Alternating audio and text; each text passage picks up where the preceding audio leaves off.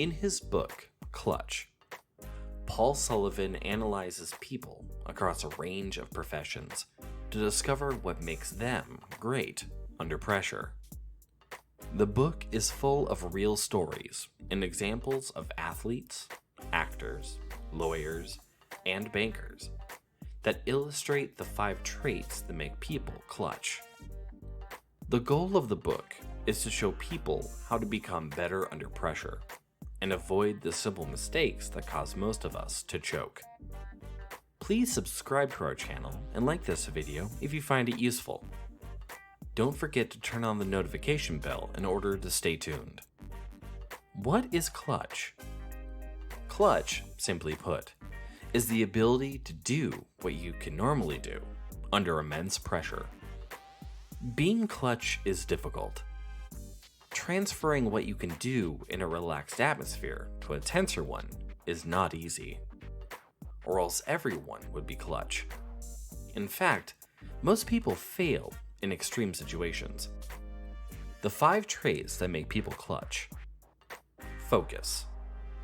Focus is the foundation of any clutch performance. It is the basis on which the other traits of pressure performance are built. To focus is like putting yourself in a bubble.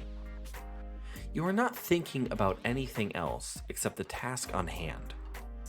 In order to have the confidence to totally immerse yourself, you need to have done your preparation and gathered all the facts.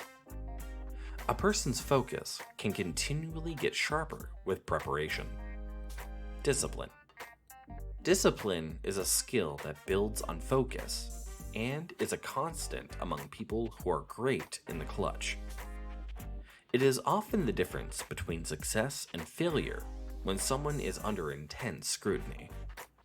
As the stress gets greater, the ability to think rationally declines. This is where discipline helps. It takes a lot of emotion out of the equation and helps manage the stress. Adapting. The ability to adapt is a third component to being clutch and means the ability to respond to a rapidly changing situation. This is a key difference between people who are great under pressure and people who are not. Those who wilt when pressure is hottest fall back on what they expected to do ahead of time, as if it were a security blanket or the only way forward. Those who succeed under pressure readjust.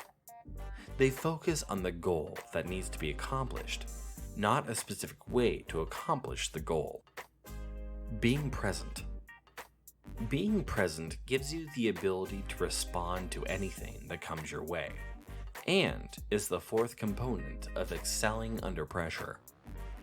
Being present is a learned behavior and is partly the result of the previous 3 clutch traits: focus, discipline, and adaptability. It is also a state of a heightened awareness. You are aware of nothing other than what you are doing, and that prepares you to respond. People who have mastered the art of being present have developed a routine that puts them immediately in the moment when they need it. Take actors on stage or public speakers, for example. If they are in the present and are aware only of the now, there is no pressure from past performances and no pressure from future expectations, and it's the pressure that causes one to choke. Fear and desire. The force of fear is a remarkable factor in helping someone make crucial decisions under pressure.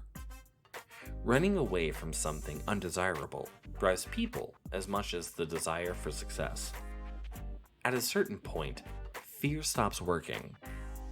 When people move away from their feared state, they become less motivated.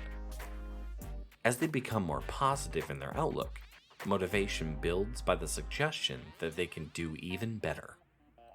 The combination of fear and desire allows them to be clutch when someone motivated by just one of these emotions might fold. Why people choke. Responsibility.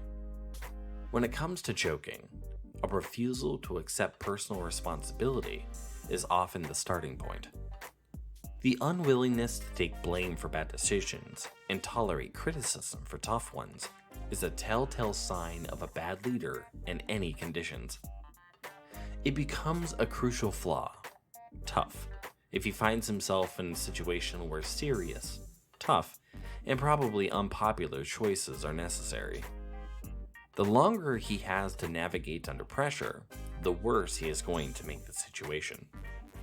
His desire to dodge responsibility is going to become more apparent and magnify his choking.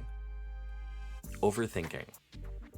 Overthinking your actions in pressure-filled situations is a sure way to end up choking.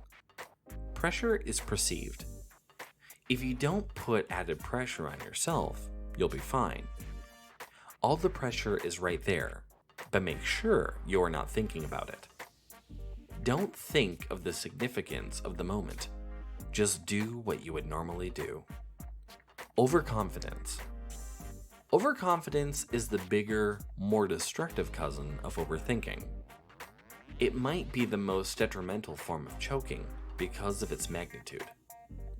When a leader of a company becomes overconfident, his choking can be systemic and can be the reason the company fails. Most overconfident executives think failure could never be an option and don't prepare for bad scenarios. So when the viability of the company does get put into question, they descend in a state of shock and choke. And then somebody else has to come and clean their mess. It should be noted, though, that being clutch is not a constant. The 5 traits need to be constantly developed and practiced in real-life situations. And still, the ability can be lost, particularly if you become complacent. Stay humble. If you enjoyed this video, you are sure to like our summary of Deep Work by Cal Newport. Thank you for watching. Please check our channel for more videos like this. Tell us in the comments, what is your favorite book? Can't get enough of reading? Find us on Facebook at facebook.com/readandgrow1 and also on Twitter at twitter.com/readandgrow1.